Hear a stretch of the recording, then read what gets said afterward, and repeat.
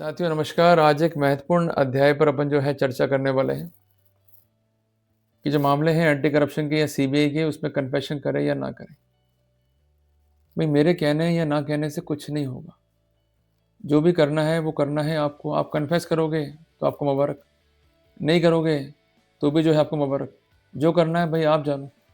हम तो केवल आपको समझा सकते हैं डिफरेंट एंगल से, as a lawyer, as a psychologist, as a philosopher and as a student of management. हर एक बिंदु पर काम करना होगा, तभी जो है बात समझ में आएगी, अदरवाइज बात समझ में नहीं आएगी। देखो, कन्फेशन करना है या नहीं करना है ये नहीं जानता आम आदमी। क्योंकि अगर कोई फंसता है किसी कानूनी केस में एज एन अक्यूज, तो पूछेगा अपने वकील साहब से कि साहब मैं कन्फेस करूं या नहीं करूं। ये तो कह रहे हैं कि साहब गलती मान लो, अपराध मान लो। कई बार ऐसा होता है कि जानकारी नहीं होती काउंसिल को, और क्लाइंट जो है घबरा हुआ होता है, तो जल्दबाजी में कन्फेशन जो है कर डालता है। जबकि ये मालूम होना चाहिए आपको कि संविधान आपके साथ खड़ा हुआ है। संविधान का आर्टिकल है 20 सब क्लॉज 3। ये क्या कहता है? You are having the fundamental protection against self incrimination. No person accused of an offence shall be compelled to be a witness against himself. अब मुझे बताओ, कोई वकील, कोई जज, कोई सीबीआई, कोई एसीबी संविधान से बड़ा है क्या? जब संविधान मना कर रहा है कन्फेशन रिकॉर्ड नहीं करना, तो नहीं करना है। फिर भी इनकी हिम्मत देखो, रिकॉर्ड कर लेते हैं। और ये हिम्मत उनमें आती कहाँ से? आपकी गलतियों के कारण। आप घबरा जाते हो, अंडर फियर, अंडर कंपल्सन आप कन्फेशन देते हो। तो इसलिए मैं डिस्कस करूंगा आज साइकोलॉजिकल पर्सपेक्टिव को भी, मैं डिस्कस करूंगा फिलोसफिकल पर्सपेक्टिव को भी, कि जब कन्फेशन की बात आएगी तो करना क्या होंगे कंट्रोलिंग फीचर्स, किस तरह से वर्कआउट करना है और बचना है इस तरह की इनलीगल एक्टिविटीज से। इसके साथ साथ एक बात ध्यान रखना, कन्फेशन दिया गया पुलिस को तो उसका कोई भी वैल्यू नहीं है एविडेंस सेट में। सेक्शन 23 है भारतीय साक्ष्य अधिनियम का, जो ये साफ कहता है confession given to police would not be considered against the person making it. पर यहाँ पर एक अपवाद भी है, वो मिलता है धारा 22 बीएसए में, उसके प्रोविजो में, कि कन्फेशन जो है रिकॉर्ड किया गया धोखे से, अदरवाइज रिलीवेंट है तो उसको रिलीवेंट घोषित नहीं किया जाएगा। इसलिए सावधानी बचावे।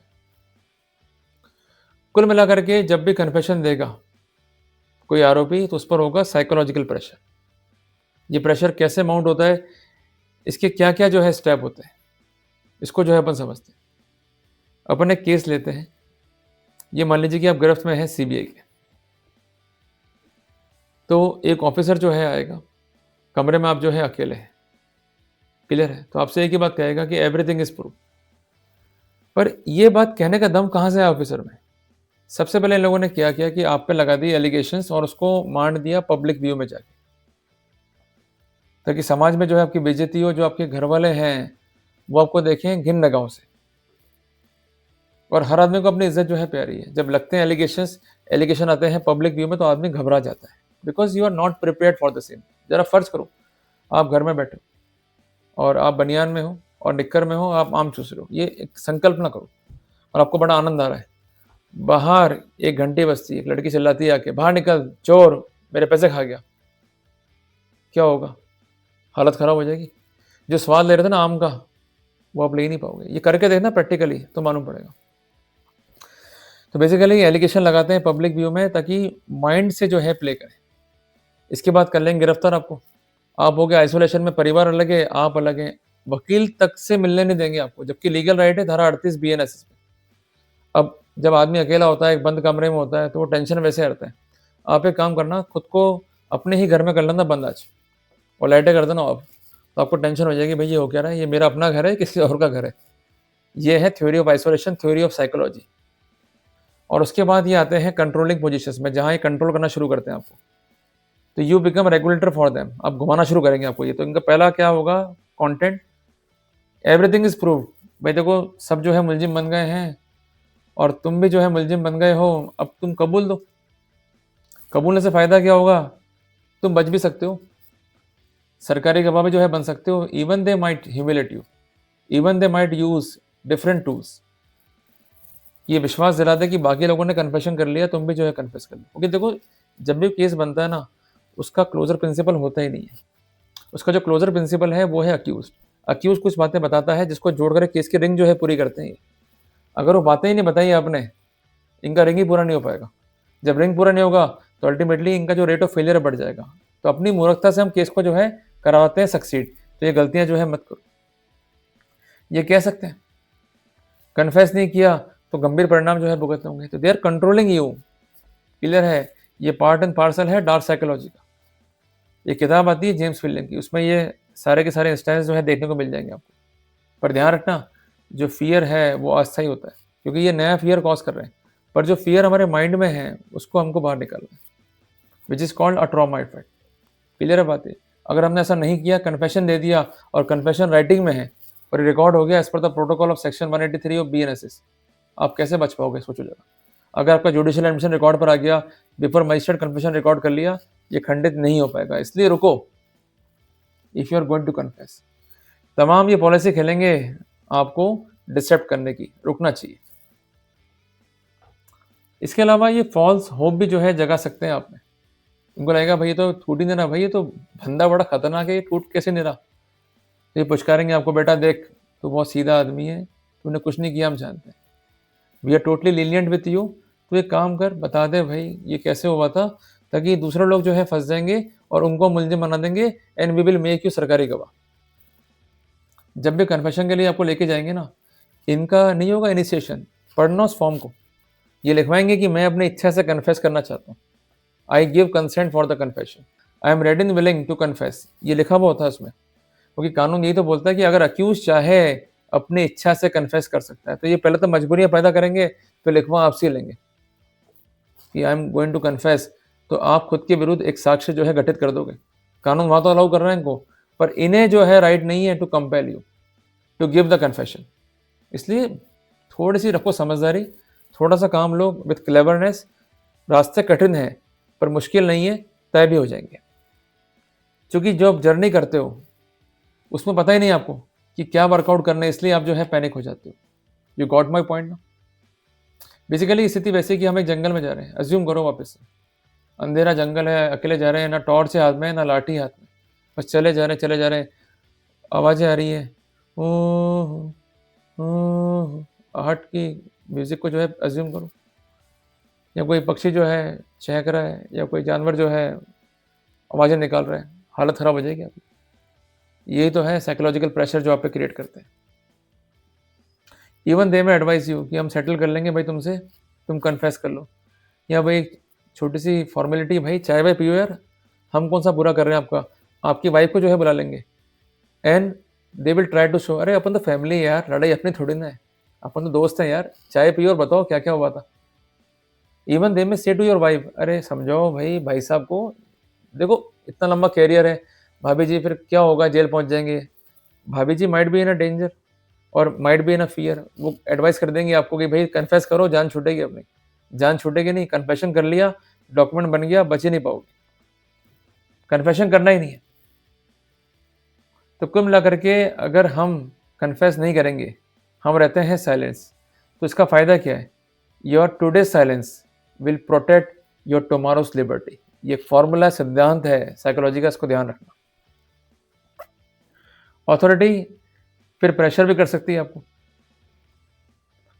और इसके लिए लगातार जो है दबाव बना सकती है आप पे कि आपको लगातार जो है समनिंग करे, लगातार जो है आपसे करे इंटरोगेट, लगातार जो है क्वेश्चनिंग करे आपको। देखो हर बार क्वेश्चनिंग जब होगी तो आप डिफरेंट आंसर जो है दे सकते हो, ये एक ह्यूमन टेंडेंसी। तो ये डरा देंगे, देखो आपने ये कहा था पहले, अब ये कह रहे हो, देखो हमने कड़ी पकड़ ली। क्लियर है बात है? ऐसे लोग हैं, क्या करें उनका, पर ऐसा होता है प्रैक्टिकली, तो बच के रहना। और अगर साथ में आपके हुआ ऐसा तो आप रिजेंबल करो उन पोजीशंस को। तो कुल मिला के एक बात ध्यान रखना कि जो अथॉरिटी है वो by the way of inducement confession record नहीं कर सकती। सेक्शन है 22 BSA। अगर किया है लोगों ने ऐसी हरकतें, ऐसी हिमाकत, तुरंत जो है फाइल करो objection petition before honourable court as per section 22 section 23 of BSA, खंडित कर दो उसको। इसके अलावा ये लंबी लंबी क्वेश्चनिंग भी आपसे कर सकते हैं, ये आपको सोने भी नहीं देंगे। कई बार ऐसा भी होता है, ये भी एक वे ऑफ टॉर्चर है। या एक ही क्वेश्चन को पूछेंगे अलग अलग तरीके से, ताकि आप जो है हैरेस हो, जिसको हम बेसिकली कहते हैं कॉग्निटिव ब्रेकडाउन। हर प्रकार से तोड़ दें आपको। क्लियर है बात ये? पर एक बात ध्यान रखना, इसके पीछे की साइकोलॉजी क्या है कि जब आपको तंग किया जाएगा, आप ह्यूमिलेट होंगे, आप पर इस तरह के प्रेशर्स माउंट होंगे, तो अंडर फियर आप कन्फेशन दे देंगे। पर एक बात ध्यान रखना कि you are not required to answer to the claim of authority. You में से मेरा वकील बुलाइए, मैं वकील से पूछ कर ही उत्तर दूंगा। धारा 38 BNSS क्लियर बात है। अगर अधिकार नहीं मिल रहा है इन्फॉर्म करो मजिस्ट्रेट को। इवन ड्यूटी लगाओ अपने एडवोकेट की भी कि वो इन्फॉर्म करे मजिस्ट्रेट को या जज को कि अधिकार नहीं मिल रहा आरोपी को and he was harassed and he was compelled to do confession. Clear बात है। अब आते हैं कुछ ऐसी टेक्निक जिसको हम कहेंगे psychological technique to avoid the confession. भाई वकील अपने पास में नहीं है और अपन जो है फंसे हुए इनकी गिरफ्त में, करें क्या? आप चुपचाप बैठ जाओ। Silence, keeping silence is the best remedy. ये कुछ भी बोले इनको बोलने दो, चिल्लाने दो, हमें कॉपरेट नहीं करना है। क्लियर है बात है। अगर आपने कॉपरेट किया, ज़रा दिखाई अपनी होशियारी, तो फिर आप ही मारे जाओगे। क्लियर है। कॉपरेशन वहाँ करना है कि जब इनका जो तरीका है वो जायज़ है। अगर इनका तरीका जो है गलत है, ये कंपेल कर रहे हैं टू डू द कन्फेशन कि आप लिखो, गलती मानो, सॉरी लिखो, नेवर डू दिस। और कॉपरेशन क्या होता है कि उन्हें कोई फैक्ट की जानकारी चाहिए, simply they will give you a notice, उसका आप जो है रिप्लाई कर सकते हो या जो सामान्य क्वेरीज है उसका आप आंसर दे सकते हो, वहां तक ठीक।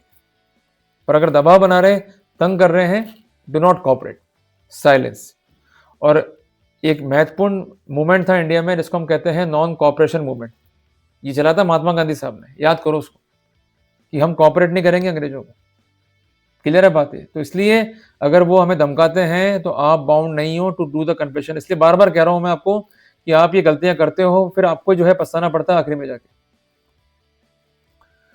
दूसरा है इमोशनली ब्लैकमेल करेंगे आपको, आपको देंगे हवाला के देखो आपकी वाइफ जो है जेल पहुंच जाएगी, आपके जो घर वाले हैं वो जेल पहुंच जाएंगे, इवन दे में इंसल्ट यू, करने दो, बोलने दो, इनको कोई फर्क नहीं पड़ता।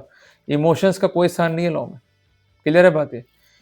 इनको ही कहना है आपको कि अगर आप चाहते हो मैं कन्फेस करूं, मुझे कागज पे लिख के दो कि मेरी वाइफ जेल जाएगी या मेरे पापा जेल जाएंगे, उनको बचाने के लिए आप कन्फेस कर लो, मैं कन्फेशन दे दूंगा, ये आप कह सकते हो। इवन ये कहें भाई बिफोर कोर्ट चलते हैं और कोर्ट में जाके दे देना कन्फेशन, कोई दिक्कत थोड़ी ना है, एक मियर फॉर्मेलिटी है।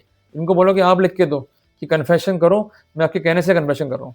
इवन कोर्ट में भी जाओ तो ये बात जरूर कह देना कि जैसा मुझे अथॉरिटी ने कहा, इनके मैं कहने से कन्फेशन कर रहा हूँ, बच जाओगे। ये रामबाण इलाज है बेसिकली। क्लियर है बात ये ध्यान रखो। बेसिकली ये वकील नहीं है तो अपना वकील जो है खुद बनो, पर इस तरीके से अपन वर्कआउट कर सकते हैं। इवन आप एक स्क्रिप्टेड बात इनसे कहो कि मुझे मेरा वकील चाहिए, मैं चुप्पी जो है साध रहा हूँ, मैं कुछ बोलूंगा नहीं।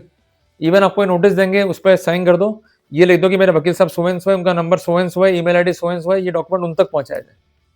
जो इनके वार है इनको उसी से मारना है। It is called reverse psychology. Clear है बात ये एंड में जो हिम्मत हार जाएंगे कि चल ठीक है भाई, नहीं देना तो ठीक है मत दे। क्लियर है बात है। पर आपको एक एक बात पे काम करना होगा, नर्वस कहीं नहीं होना है। इनका रोल क्या है बेसिकली, आपको नर्वस करना, आपको ब्रेक डाउन करना, वो नहीं होना है। इसके अलावा कोई भी नेगेटिव बात ये कह भी सकते हैं आपको। कई बार ऐसा होता है, मैंने देखा है कि दो कांस्टेबल्स घूम रहे हैं या एएसआई घूम रहे हैं, वो कोई बातें करेंगे, देख भाई ये तो गया, मर गया। ये नेगेटिव इम्पैक्ट डालता है अक्यूज के ऊपर। तो अक्यूज को लगता है ऐसे नहीं, मर तो नहीं जाऊंगा मैं। तो इस तरह की जो नेगेटिव बातचीत इनके बीच में हो रही है, मीन्स अधिकारियों के बीच में, उसको भी जो है अपने को अवॉइड करना है। क्लियर है बात है।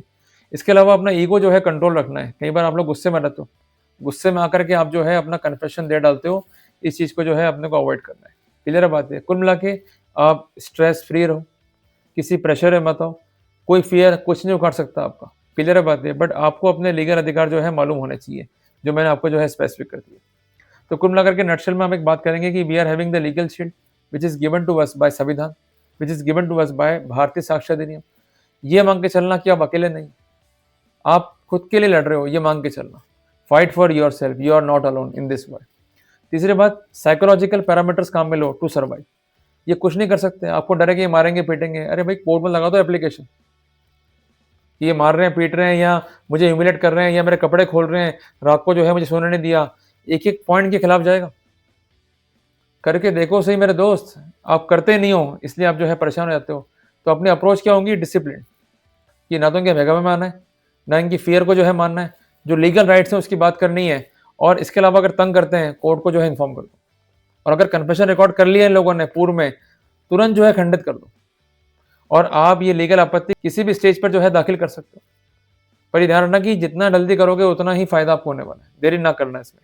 तो कुल मिलाकर के एक अच्छे माइंडसेट के साथ में जो लीगल प्रोविजंस हैं उसके साथ में, जो साइकोलॉजिकल प्रोविजंस हैं उसके साथ में हम आगे जो है बढ़ सकते हैं। हमें क्या जो है अवॉइड करना है? सबसे पहली बात इगोइस्टिक अप्रोच। दूसरी बात, ऐसा कोई भी बातचीत जो हमें डैमेज कर सकता है, which is called informal confession. Apart from that we are having the right to talk with the counsel. ये अधिकार नहीं मिल रहा है, चुपचाप बैठ जाओ। इमोशनली अपने आप को जो है आप डिस्ट्रैक्ट नहीं करेंगे, वादा करो। और इसके अलावा ऐसा कोई भी एविडेंस आप रिकॉर्ड पे लेके नहीं आएंगे which comes with the purview of self incrimination. अगर ये बात ध्यान रख ली, there is no need to worry. Clear है बात ये? तो एक सिंपल एग्जांपल के जरिए हम बात को समझते हैं। मान लीजिए ये कोई जांच कर रहा है, सीबीआई या एंटी करप्शन, क्लियर है? उन्हें कोई रिक्वायरमेंट है फ़ोन की, उनका सस्पेक्ट है कि आपने ये फ़ोन यूज़ करते हुए जो है क्राइम किया और आपका एंटीसिपेटेड बिल लगा हुआ है, कोर्ट ने आपको दे दिया इंटरिम, आपको फ़ोन देना है, दे दो, इसमें कोई दिक्कत नहीं है। पर ये कंपेल करें कि आप थाने आ जाओ, लिखो मेरे से गलती हुई है, मैं कन्फेस करता हूँ, गलती मानता हूँ, बस वो चीज़ नहीं करनी है अपने को। तो वहाँ पर ये प्रोटोकॉल जो है काम करेंगे अपने लिए। क्लियर है बात ये? तो ये मोटी-मोटी बातें हैं, इसका ध्यान रख लो और इसी के तहत जो है अपने को आगे बढ़ना है। क्लियर हो गया अपने को?